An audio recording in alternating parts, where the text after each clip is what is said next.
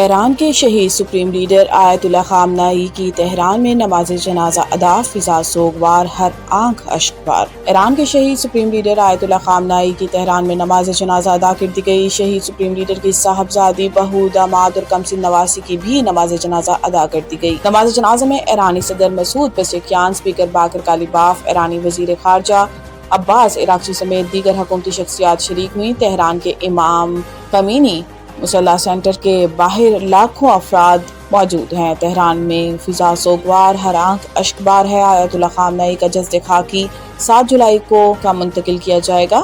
8 جولائی کو نجف اور کربلا میں تقاریب شیڈیول ہیں۔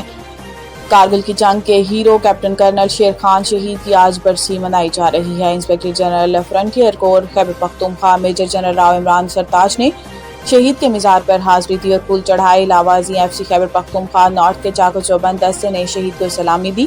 تقریب میں شہید کے اہل خانہ، اعلیٰ سول و فوجی حکام نے شرکت بھی کی۔ Captain colonel Sher Khan military academy سے براہ راست 27 سندھ ریجمنٹ میں تعینات ہونے والے پہلے افسر تھے۔ کیپٹن کرنل شیر خان شہید کو کارگل کے معرکہ میں دشمن کے دانت کھٹے کر کے تاریخی شکست دینے اور شہادت کا درجہ پا کر زندہ جاوید ہونے پر پاکستان کے اعلیٰ ترین فوجی اعزاز نشان حیدر سے نوازا گیا۔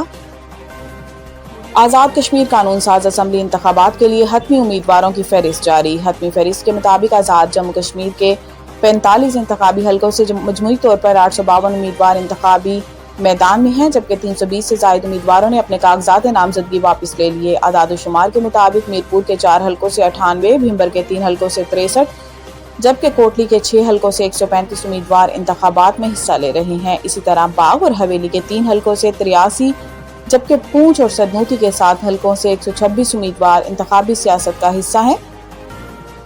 بدلتی عالمی صورتحال کے تناظر میں معاشی شراکت داری کی وسعت ایک اہم ضرورت ہے۔ اسحاق ڈار نائب وزیر اعظم و وزیر خارجہ اسحاق ڈار نے کہا ہے کہ بدلتی عالمی صورتحال کے تناظر میں معاشی شراکت داری کو وسعت دینا وقت کی ضرورت ہے۔ نائب وزیر اعظم اسحاق ڈار نے B2B کانفرنس سے خطاب کرتے ہوئے کہا کہ پاکستان اور ترکی نے ہمیشہ ایک دوسرے کا بھرپور ساتھ دیا۔ دونوں ملکوں کی قیادت اور عوام کے درمیان اعتماد کا رشتہ ہمارا اثاثہ ہے۔ کاروبار دوست ماحول کی فراہمی ہماری ترجیح ہے۔ انہوں نے کہا کہ بدلتے عالمی منظرنامے میں معاشی تعاون کی جہت میں بھی تبدیل ہوئی۔ موجودہ دور کی سفارتکاری میں معیشت بھی انتہائی اہم جزو ہے۔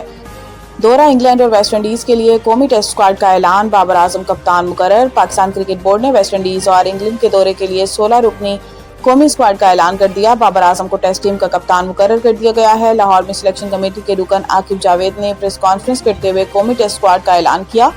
پاکستان کی 16 رکنی اسکواڈ میں بابر اعظم کپتان، شان مسعود، امام الحق، اذان اویس، عبداللہ افضل، سلمان علی آغا، غازی گوری اور محمد رضوان شامل ہوں گے۔ اسکواڈ میں ساجد خان، علی عثمان، عامر جمال، محمد علی، محمد عباس، عبید شاہ، عبید ظفر اور خرم شہزاد بھی شامل ہیں۔